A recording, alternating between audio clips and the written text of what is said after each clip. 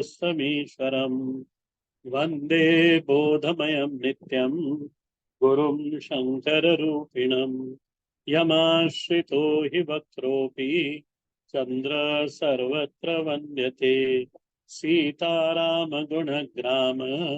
पुण्यारण्यविहारिणो वन्दे विशुद्धविज्ञानो कवीश्वर कपीश्वरो उद्भव स्थिति संहार कारिणीं क्लेशहारिणीं सर्वश्रेयस्करीं सीता नतोऽहं रामवल्लभाम् यन्मायावशवर्ति विश्वमखिलं ब्रह्मादिदेवासुरा यत्सत्त्वादमृषैव भाति सकलं रज्जो यथा हेद्धम यत्पादप्लवमेकमेव हि भवाम् बोधे स्थितिर्षावता वन्देऽहं तमशेषचारणपरम् रामाख्यमीशं हरिम् नानापुराणनिगमागमसम्मतं यत् रामायणे निगदितं क्वचिदन्यतोऽपि स्वान्तः सुखाय तुलसी रघुनाथ गाथा भाषा निबध्यमतिमञ्जुलमातनोति भाषा निबध्यमतिमञ्जुल मातनोति सियावर रामचंद्र जी की जय। बालकांड में हम लोग थे। भगवान श्री राम की कथा। राम की कथा के पहले भगवान श्री याज्ञवल्क्य जी ने भरद्वाज जी को भगवान शंकर की कथा सुनाई। भगवान शंकर की कथा सुनाने से पहले सती चरित्र सुनाया और सती चरित्र पूरा होने के बाद अब यहाँ पे जो वर्तमान में चल रहा है ये पार्वती जी का चरित्र चल रहा है। कहाँ तक देखा था हमने? पार्वती जी का प्रागट्य राजा हिमवान के यानी हिमाचल राजा के घर पार्वती जी का प्रागट्य हुआ। पार्वती जी का एक नाम है शैलजा, जो पत्थर को फोड़कर निकली।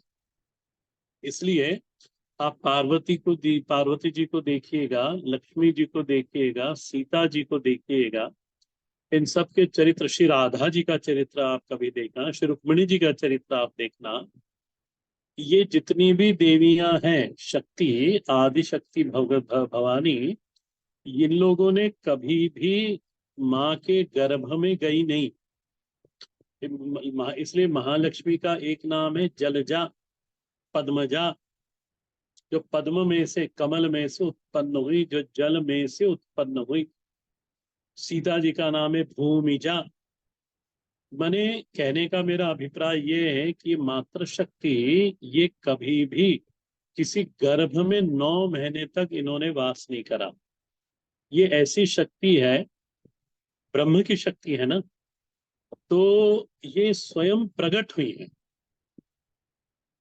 भगवान श्री राम श्री कौशल्या जी के कोख में 9 महीने रहे। भगवान श्री कृष्ण का प्रागट्य में देवकी जी गर्भवती हुई, पर आपको कहीं पे भी ये पढ़ने को नहीं मिलेगा कि श्री मैना जी गर्भवती हुई। ये शक्ति प्रकट होती है। भगवान भले ही लीला करते हुए गर्भवास करते हैं, पर शक्ति कभी गर्भवास नहीं करती। एक तो पहला ये।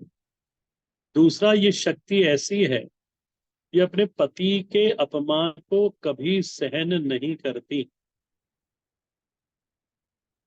श्री पार्वती सती जी को देखना, सती चरित्र हमने क्या देखा? सती के हृदय में भले ही पिता के प्रति आदर था, प्रेम था, सब कुछ था, परंतु जब वो पिता के घर गई और यज्ञ मंडप में अपने पति का अपमान देखा, तो उनका यज्ञ तो ध्वंस करा ही करा, और उनका उनका सब सर्वनाश करके स्वयं के शरीर का भी उन्होंने सर्वनाश कर लिया। कहने का अभिप्राय क्या? पति के अपमान को पत्नी सहन नहीं करती, और यदि कोई पति का अपमान करता है तो उसका महाराज वो विध्वंसकारिणी बनती है।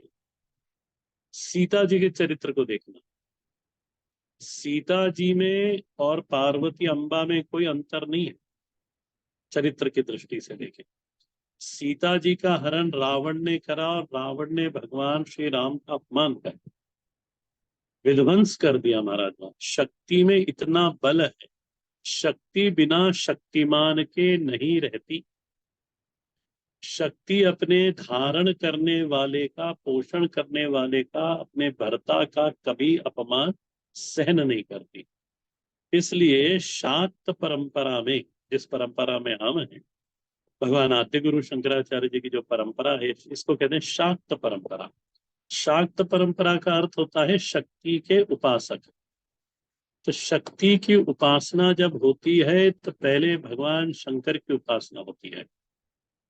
शक्ति की जब उपासना होती है तो पहले शालिग्राम जी का पूजन होता है, तब श्री सूक्त के पाठ होते हैं।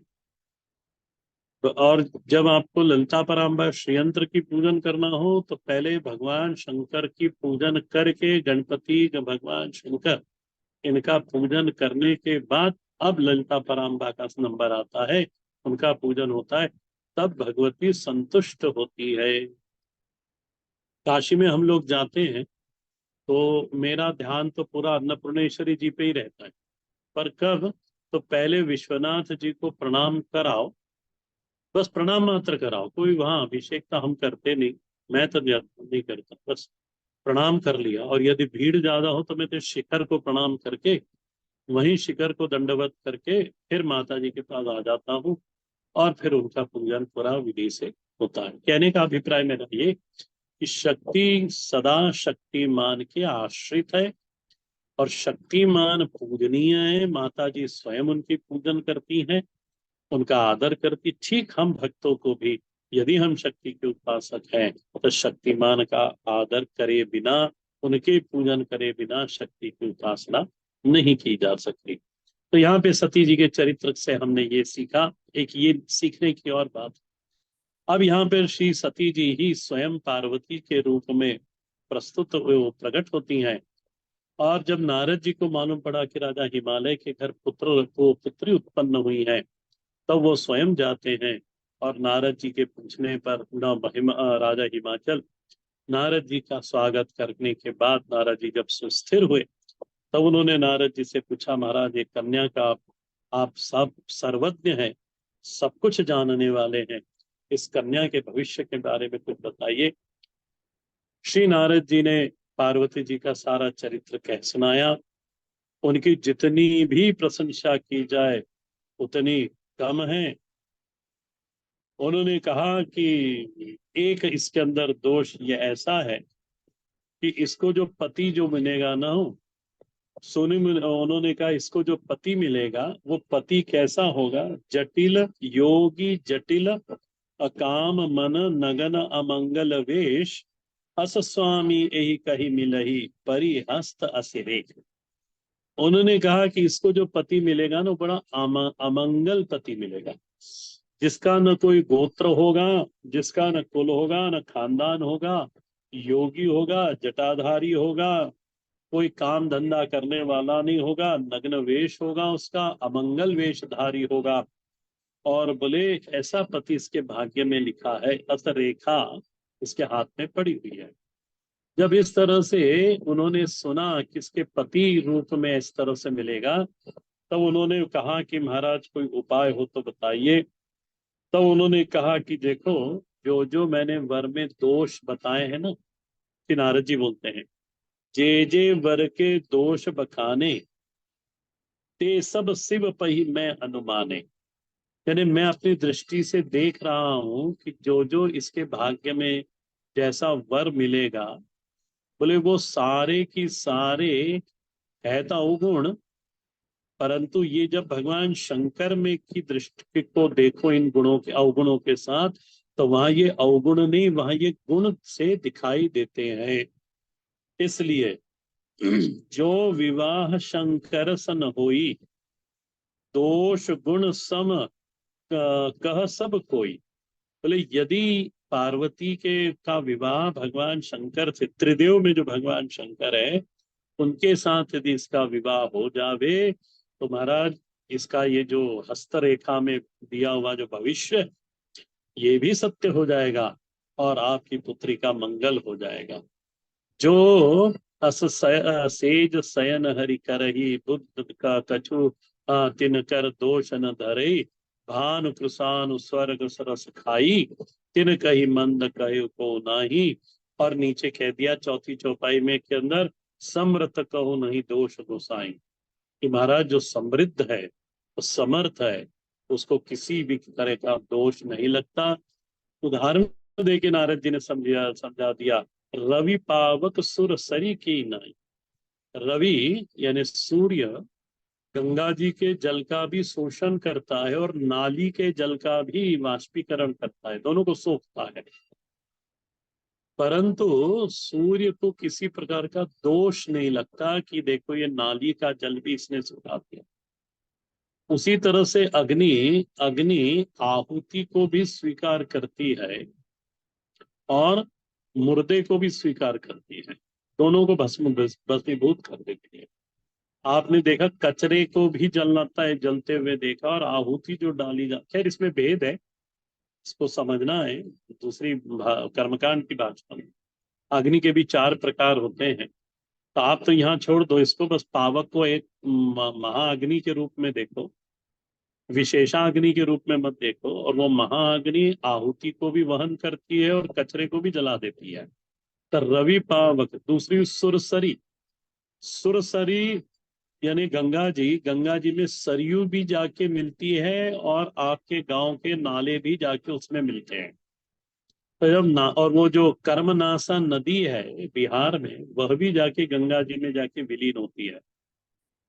परंतु जब कर्मनाशा जाके विलीन हो जाती है, नाले जाके विलीन होते, तो वो भी कैसे हो जाते, सुरसरी की नाई, वो भी गंगा जी जैसे हो जाते हैं। उनमें फिर किसी प्रकार का कर्मनाशा का स्पर्श कोई नहीं करता, उसमें दोष लगता है। और यदि यही कर्मनाशा गंगा जी के साथ संबंध कर ले, संपर्क कर ले, मिल जावे, तो ये कर्मनाशा पवित्र हो जाती है। ठीक इसी प्रकार जो अवगुण अवगुणी पति पार्वती को मिलने वाला है, भविष्य ऐसा कह रहा है, यदि भगवान शंकर इसको पति रूप में मिल जावे तो बोले बस इसका कल्याण हो जाएगा। पर महाराज ये सरलता से मिलने वाले नहीं है। शंभु सहज, और फिर सुमेरी जल कृत बारुनि जाना, कबौ न संत करी ते पाना। सुरसरी जो उसी तरह से उन्होंने आगे नीचे की चौपाई को उठाया। अब उन्होंने कहा कि भगवान शंभु से विवाह जो है ना, ये थोड़ी कठिन बात है। और यहाँ पे दोहा नंबर 69 के बाद एक ऊपर की चौपाई छोड़ दी मैंने और नीचे की चौपाई से ले रहा हूं। शंभु सहज समरथ भगवाना, ए विवाह सब विधि कल्याणा, दुराराध्य पय महेशु, आशुतोष पुनि किए कलेश।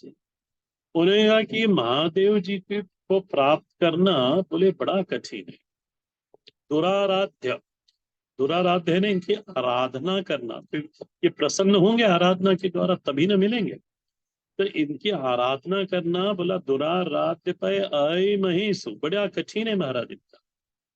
और फिर आशुतोष पुनि किए कलेशु, कलेशु इन्हें तप, बोले जब तक हम क्लेश को सहन नहीं करेंगे तब तक भगवान शंकर में संतुष्ट होने वाली नहीं।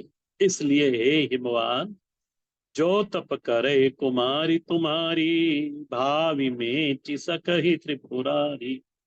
यदि ये कठिन तप करे पार्वती जी, तो बोले इसको जो पति प्राप्त होने वाला है, बोले वो भगवान शंकर के रूप में भगवान शंकर प्राप्त होंगे, तो बोले इसके जो भी भाग्य में है, जो पति के तरफ से जो दुख है वो सब कुछ खत्म हो जाएगा। जद्यपि बराने के जग माही, एक शिव तरी दूसरी नाही। और अपना मत सामने रखते हैं, नारद जी कहते हैं कि संसार में कई वर है, परंतु भगवान शंकर जैसा कोई दूसरा वर मेरी दृष्टि में है नहीं। वरदायक प्रणतारत भंजन, कृपा सिंधु सेवक मनरंजन, इच्छा फल बिनु शिव वरा दे, लाई न कोटि जोग जब जागे। शिव जी की आराधना के बिना महाराज करोड़ों योग या तो कर्म कर लो, वांछित फल की प्राप्ति होती नहीं। पर यदि भगवान शंकर की आराधना कर ली तो वांछित फल की प्राप्ति हो जाती है। और यही कारण है कि हमारे हिंदू समाज के अंदर कन्या के विवाह के पहले यानी विवाह योग्य कन्या होने लगती है तो उसको सोमवार का व्रत कहा जाता है, प्रदोष कहा जाता है। अब यह हरतालिका तीज जिसको आप बोलते हो, ये तीज का व्रत भी किसके लिए होता है? शिव पार्वती के लिए ही होता है। ये तीज के व्रत कराए जाते हैं, ये सब कराए जाते हैं क्योंकि बोले उसके जीवन में जो पति और वैवाहिक सुख है। अच्छा, जिसके जीवन में वैवाहिक सुख नहीं मिलता उसको फिर शिव पार्वती का मंत्र दिया जाता है कि महाराज ये शिव गौरी शंकर का मंत्र देते हैं कि इस मंत्र का आप जप करो, इसके द्वारा पूजन करो भगवान शंकर का, तो आपका वैवाहिक जीवन सुंदर होगा। अस कही नारद सुमिरि हरि, गिर जहि दीन असीस, होय यह कल्याण अब संशय तजहु गिरीश, सियावर रामचंद्र की जय। नारद जी राजा हिमाचल को आशीर्वाद देते हैं और कहते हैं, चिंता मत करो राजन, अपनी बिटिया से तप करवाओ और वो तप से भगवान शंकर प्रसन्न होंगे। बोले और सारी फिर इनके जो दोष है वो मिट जाएंगे। तुम किसी प्रकार का संदेह इसमें पालना मत, इसको तप के लिए आप प्रेरित करो। असकह प्रब्रह्म भवन मुनि गयो, बालिग चरित सुनो अस भयो, पति ही एकांत पाई कह मैना, नाथ न मैं समझो मुनि बैना। श्री मैना जी वहां भी वो अपने पति के साथ ही थी। उन्होंने नारद जी की सारी बात सुनी, पर माताओं का स्वभाव थोड़ा इधर उधर का भी रहता है, तो कुछ सुनी कुछ नहीं सुनी, और जो सुनी थोड़ी सी सुनी उसी में ही चिंताग्रस्त हो गई। इसलिए माता जी को कुछ ज्यादा पकड़ में आया नहीं। इसलिए उन्होंने कहा कि नाथ न मैं समझे मुनि बहना। माताओं को चिंता जल्दी हो जाती है, कुछ भी थोड़ा सा कह दो घबरा जाती हैं, कोमल हृदया होती है ना, उसके कारण। इसलिए उन्होंने राजा से वापस से पूछा अपने पति से कि नाथ न मैं समझूं मुनि बहना, उनकी वाणी को मैं समझ नहीं पाई। और वो कहती हैं, क्योंकि मालूम तो सब पड़ गया था उनको समझ पर, तो भी उन्होंने कहा। और फिर वो कहती है, सलाह देती, सलाह क्या बात करके अपने पति से कहती है कि मैं घर जो घर बरु कुल होई अनुपा, करई विवास विवाह सुता अनुरूपा, न त कन्या बर राव कुवारी, कंत उमा मम प्राण प्यारी। एक कंत, एक अपने पतिदेव को संबोधित करते हुए कहती है कि उमा मम प्राण प्यारी। कौन माता नहीं होगी जिसको अपनी बेटी बेटी से प्रेम नहीं होगा? हर माता हर पिता अपने बच्चों से प्रेम करते हैं। ठीक उसी प्रकार श्री मैना जी भी पार्वती से अति प्रेम करती हैं, प्राण प्यारी करके बुलाया। वो कहती हैं, यदि उसके अनुकूल घर नहीं मिलेगा ना तो महाराज उसका विवाह मैं नहीं होने दूंगी। बोले जब तक उत्तम कुल करो विवाह सुता अनुरूपा, जैसी वो है, जैसी हमसे हमारे घर में प्रकट हुई है वो, और हमने जिस तरह से पाल पोष के बड़ा करा है, वैसा ही सुख उसको जहां मिलेगा उसी घर में हम उसका विवाह करेंगे। न त कन्या बरु रहो कुंवारी, और कोई फिक्र नहीं महाराज, यदि वो कुंवारी भी रह गई तो मैं संभाल लूंगी उसको। जो न मिलई बरु गिर जहु जोगु, गिरि जड़ सहज कहूँ सब लोग। अच्छा, माता जियों को ना ये भी चिंता रहती है बाहर के लोग क्या कहेंगे। हाँ, पुरुषों को इतना ज्यादा नहीं रहता कि ठीक है जो सही है वो कर लो, पर वो सही है और समाज क्या कहेगा, तो माता जी की बुद्धि में वो भी पहले आता है, सॉरी, समाज क्या कहेगा। उसी चीज को गोस्वामी जी ने यहाँ पे बताया, जो न मिले बर गिर जहु जोगु। बोले यदि पार्वती योग्य वर नहीं मिला और बोले हमने उसका रिश्ता पक्का भी कर दिया, तो गिरजा जड़ सज कई सब लोग, सब लोग क्या कहेंगे? सब तो यही कहेंगे ना कि अरे ये राजा ये हिमाचल बोले है तो जड़ पर्वत में, और बुद्धि भी इसकी जड़ बुद्धि है, इसलिए उसने कुछ देखा समझा नहीं, और अनजाने में बिना जाने बुझे अपने पति अपने बेटी का रिश्ता कर दिया। इसलिए माता जी 10 बार विचार करने को कहती हैं, सोई विचार पति करो विबाहु, जे ही न बोहरि होय और दाहु। वो कहती है इसलिए विचार करके ही विवाह इसका कब निश्चित करना चाहिए, ऐसा ना हो हमें बाद में पछताना पड़े। दूर की सोच कर माता जी कहाँ कहाँ की सोच लेती हैं। तो वो इसलिए सोचती है कि अपने बच्चे को सुख मिले। कोई भी माता अपने बच्चे को दुखी नहीं देखना चाहती। तो उन्होंने कहा कि 10 बार विचार करके सोई विचारी पति करो विवाहु जे ही न बहोरी होई दुर्दाहु। नहीं तो फिर बाद में विवाह करने के बाद हम लोग पछताएंगे कि का हमने इसका विवाह कर दिया। अस कही परी चरण धरि सीसा बोले सहित स्नेह गिरीसा। उन्होंने ऐसा कहकर अपने पति के चरणों को पकड़ लिया श्री मैना जी ने, और उनको धीर देते हुए प्रेम सहित उन्होंने दोनों कंधे पकड़कर श्री मैना जी को खड़ा करा, को उठाया और कहा बरु पावक प्रगटे ससी माही नारद वचन अन्यथा नाही। और वो समझाते हैं कि मैना सुनो, भले ही एक बार चंद्रमा में से अग्नि प्रकट हो जाएगी, वो शीतलता की जगह उष्णता देने लग जाएगा, परंतु नारद जी के वचन कभी भी गलत नहीं होंगे, मिथ्या नहीं होंगे, झूठ नहीं होंगे। इसलिए मैं तुम्हें एक सलाह देता हूँ। श्री भगवान अपनी पत्नी श्री मैना जी को सलाह क्या देते हैं? प्रिया सोच परिहरि सब हूँ सुमरहु श्री भगवान पार्वती ही निरमय हूँ जय सोई करई कल्याण सियावर रामचंद्र दिखरे। देखो, जैसा जिसका चित्त परमात्मा के चरणों में लगा हुआ है, गुरु के चरणों में लगा हुआ है, जो प्रपन्न है, ध्यान से समझना, जो प्रपन्न है, जिसके जीवन में सदाचार है, जिसके जीवन में धर्म है, उसी के हृदय में परमात्मा के प्रति प्रपन्नता है, गुरु के चरणों में भी उसकी प्रपन्नता है। इसलिए उसको परमात्मा पे पूरा भरोसा है, और इसलिए उसके हृदय में कोई ऐसा ज्यादा चिंता नहीं होती। क्या कहा हिमाचल राजा ने कि प्रिया सोच परिहर, तुम ऐसा करो, सबसे पहले जो तुम विचार करती हो ना, ये छोड़ दो, चिंता छोड़ दो।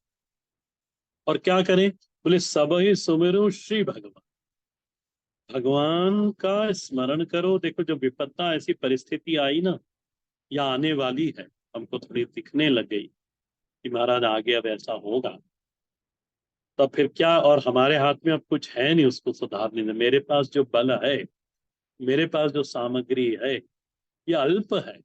मेरा बल भी अल्प है, मेरी बुद्धि भी अल्प है, मेरे पास जो सामान है, जो सामग्री है, ये भी अल्प है महाराज। इस परिस्थिति को कैसे सामने जाएंगे मालूम नहीं।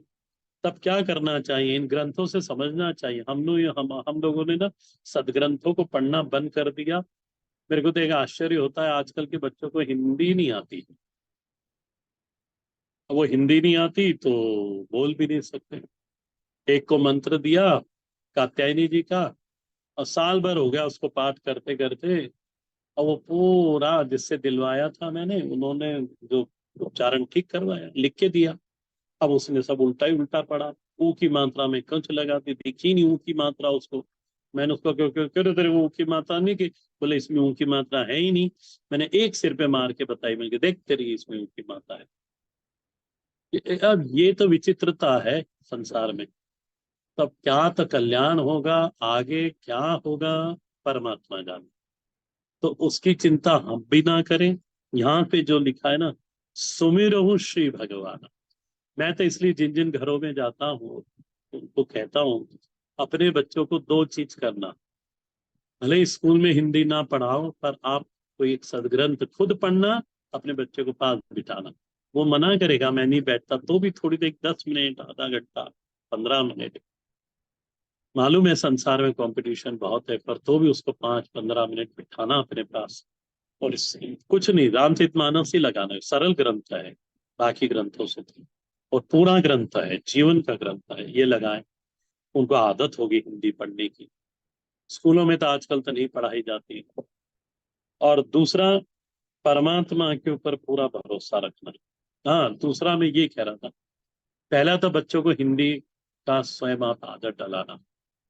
और जिनके घरों में बच्चे छोटे हैं, यदि सलाह मान लोगे तो अच्छा रहेगा कि बच्चों को विदेश कम से कम भेजना। और यदि भेजो भी ना, तो ग्रेजुएशन भारत में, यहाँ उसकी 1 डिग्री तो भारत में हो, पहले 12th यही करे। 12वीं के बाद उसका जो स्नातक है, जिसको डिग्री बोलते हैं, ग्रेजुएशन, ये ग्रेजुएशन भारत में, पोस्ट ग्रेजुएशन के लिए बाहर जाए। क्योंकि ग्रेजुएशन तक बच्चा अपनी बुद्धि संभाल लेता है, उसको क्या सही क्या गलत समझ में आने लगता है। तो वो क्या करता है, वो देखता है कि ये सही है गलत है, भले ही वो गलतों के बीच में रहता है, क्योंकि अब संसार है ही ऐसा, सभी पीने वाले हैं।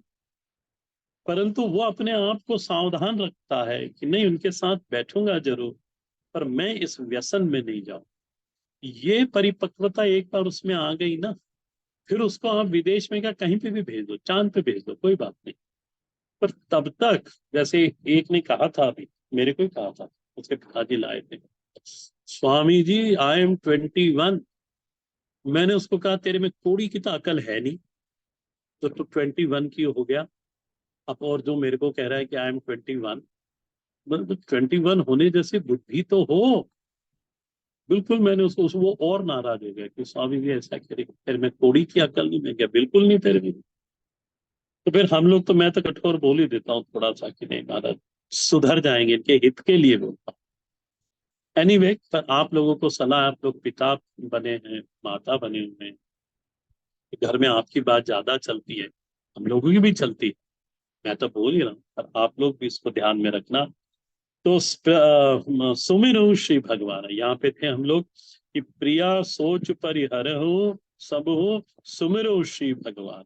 और पार्वती ही निर्मयो जेहि सोई करे कल, जिसने पार्वती का निर्माण करा है महाराज, उसी की शरणागति ग्रहण करो, और वही पार्वती का कल्याण करेगा। ये निश्चय जानो, इस पे पूरा विश्वास करके उसके सामने नतमस्तक हो, और उसके सामने प्रार्थना करो। देखो, मनुष्य प्रार्थना करता है, प्रार्थना ये पुरुषार्थ है उसके लिए, पर साथ में प्रयत्न भी करना चाहिए। और प्रयत्न करने के लिए राजा हिमाचल ने श्री मैना जी को कहा, नीचे की पंक्ति में देखिएगा, अब जो तुम ही सुता परने हूँ, तो जस जाए सिखावन देहु। देखो मैना, आपको यदि अपनी पुत्री के प्रति इतना प्रेम है, अब जो तुम ही सुता परने हो, तो एक काम करो, तो अस जाए सिखावन देहु, उसके पास जाओ, उसको गोदी में बिठाओ, उसके सिर पे हाथ फेरो, हाँ? प्यार बताओ उसको अपने, और करो सो तप जे मिले ही महेशो। अब तप तो करना पड़ेगा, तो उसको खूब प्यार से समझा कर, उसको कॉन्फिडेंस, आज की भाषा में कैसे, ये कॉन्फिडेंस में लेकर, और उसको छाती से लगाकर फिर उसको कहना कि देख बेटी, अब तुमको तपस्या तो करनी पड़ेगी, करो सो तप जे मिले ही महेश। और बोले, आन उपाय न मिटे ही कलेश, दूसरा कोई उपाय है ही नहीं, तुमको ये क्लेश तो उठाना पड़ेगा।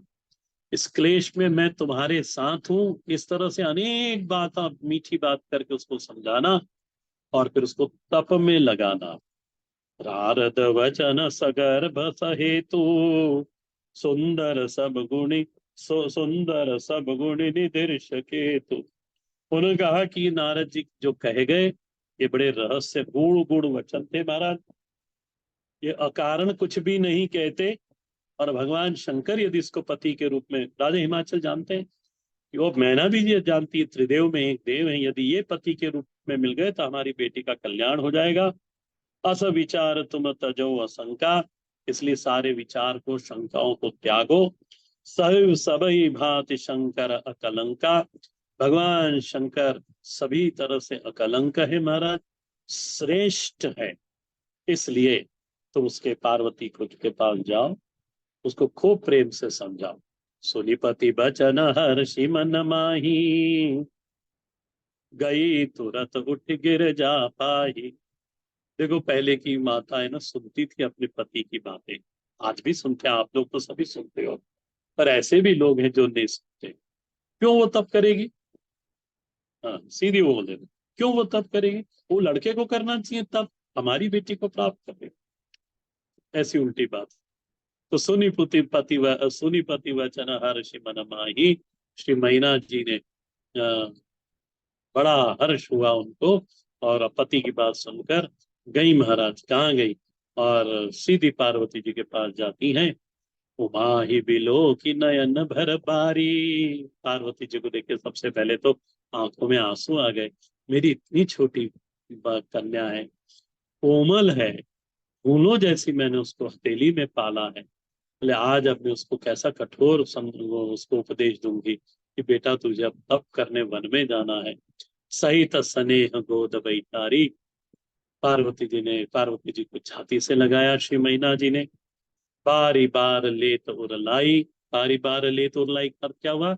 बार बार छाती से लगाती हैं, मुख चुम्बन करती हैं, बार बार सिर पे हाथ फेरती हैं।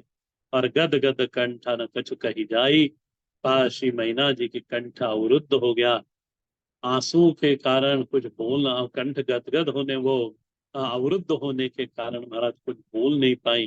कैसे बोलूं? कठोर वाणी बोलनी है मेरे को, कैसे बोलूं?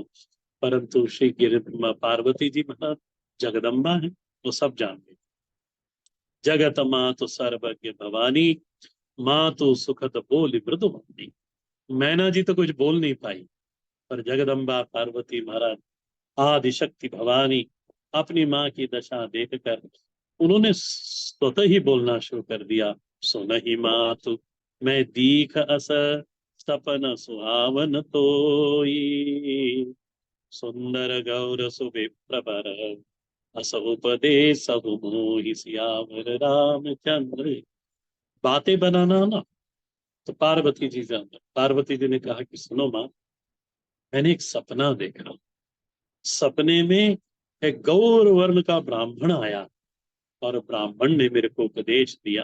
देखो, पुराने लोग है ना, ब्राह्मण, वेद शास्त्र, अग्नि, बड़े बूढ़ों का खूब मान करते थे। इसलिए माता जी ने ब्राह्मण का ही नाम लिया। ब्राह्मण ने जो कहा वो है निश्चित। ब्राह्मण की वाणी ब्रह्मवाणी होती है। तो पार्वती जी ने सीधे ब्राह्मण का ही नाम दिया कि एक ब्राह्मण मेरे स्वप्न में आया और उसने ऐसा उपदेश दिया।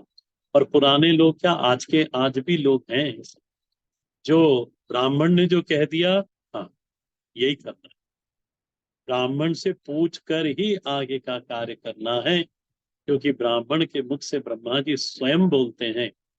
विष्णु जी से एक बार पूछा गया कि महाराज आप मूर्त के बारे में क्या कहोगे? बाकी सभी और भी लोगों से पूछा गया, आखिरी में वो श्लोक है पूरा उठ नहीं रहा है। आखिरी में विष्णु जी से पूछा गया कि आप मूर्त के बारे में क्या, सबने अपने मत दिए। किसी का प्रातः काल समय बिना पतरा देखे, पंचांग देखे काम किया जाएगा। किसने 12 बजे दिन का बोला। किसने अपने अपने अनुसार, मत के अनुसार उन्होंने मुहूर्त बताए।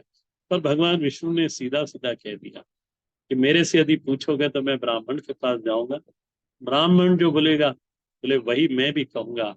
और ब्राह्मण से पूछने जाओगे ना तो बोलेगा ठहरो मैं पंचांग खोल को देखता हूँ। बिना पंचांग खोले देखेगा नहीं।